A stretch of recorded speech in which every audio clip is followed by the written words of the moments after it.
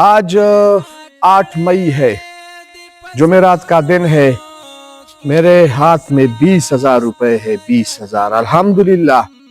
ہم پچھلے 8 سالوں سے یتیموں اور غریبوں کی خدمت کر رہے ہیں، صرف اللہ کی رضا کے لیے، صاف ستھرا شفاف طریقے سے، حساب کتاب کے ساتھ۔ یہ 6-7 بہن بھائی ہے، یتیم ہے۔ اس وقت 2 آئے ہیں، لیلا ان کی بہن ہے چھوٹی، اور یہ گل محمد ہے۔ بنیادی طور پر یہ پاک افغان سرحد اور ہم باچامے نامے غار میں رہتے تھے۔ کچھ سال پہلے غار میں رہتے تھے، انتہائی خطرناک حالات میں۔ الحمدللہ اپنے دوستوں اور ڈونرز کی مدد سے ہم نے اس کے لیے گھر بنایا، کمرہ بنایا، اس کو سکول میں داخل کر دیا، کیونکہ یہ بچے کباڑ کا کام کرتے تھے اور انتہائی متاثر ہو رہے تھے۔ پھر ہم نے 3-4 سال محنت کے بعد نبی کریم صلی اللہ علیہ وآلہ وسلم کے احکامات اور احادیث مبارکہ کی روشنی میں کفالت پر کام شروع کیا۔ چونکہ یتیم کی کفالت آپ صلی اللہ علیہ وآلہ وسلم نے بہت بڑا ثواب قرار دیا ہے، بلکہ فرمایا ہے کہ یتیم کی کفالت کرنے والا جنت میں میرے ساتھ ہوگا۔ تو کفالت کا طریقہ یہ ہم نے اختیار کیا کہ دنیا ماہانہ سسٹم پہ چل رہی ہے، تنخواہ ماہانہ آتی ہے، بجلی کا بل ماہانہ آتا ہے، اسکول کی فیس ماہانہ، بجلی کا بل ماہانہ، اور اس طرح کئی دیگر چیزیں ماہانہ۔ تو ہم نے ڈونرز کو کہا کہ یتیموں کو ماہانہ ان کے لیے کفالت کا بندوبست کیا جائے۔ الحمدللہ تب سے لے کر اب تک میرے ساتھ 108 خاندان ماہانہ سپانسرڈ ہے۔ گول یہ پکڑے داون سوش مرچوی او خوا کیمرہ کی زیر تداسی او خوما۔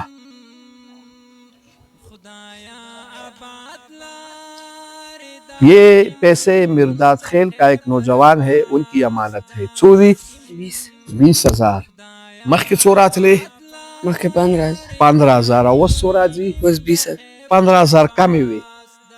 تاسو سو کسانی ہے؟ اتا کسان 15,000 بانے کم نشو تے ڈیرا مننا ډیره مننه اللہ یا اجر ورکړي۔ الله اجر ورکړي. زه به چې دعاګانې کړه ورته ځئ، تاسو ځئ، زه به چې دعا کړه ورته ځئ۔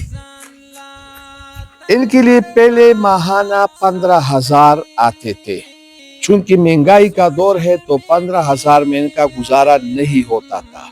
پھر ان کی امی نے یعنی بیوہ نے میرے سے درخواست کی کہ مرداد خیل کے اس جوان کو اللہ جنت دے، کامیابیاں دے، ان کو درخواست کرے کہ ہمارے لیے 20,000 کر دے، غریب فقیر ملنگ لوگ ہیں، 20,000 میں ہمارا گزارا ہو جائے گا۔ الحمدللہ میرے کہنے پر انہوں نے 20,000 کر دیے، تو تب سے لے کر اب ان کو ہر مہینے 20,000 ملتے ہیں۔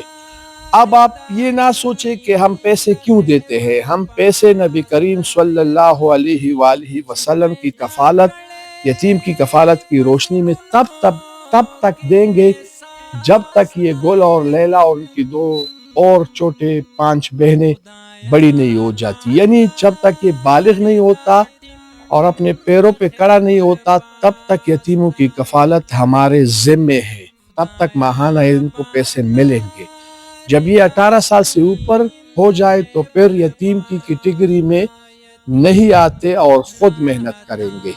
تو یہ ہمارا مشن ہے۔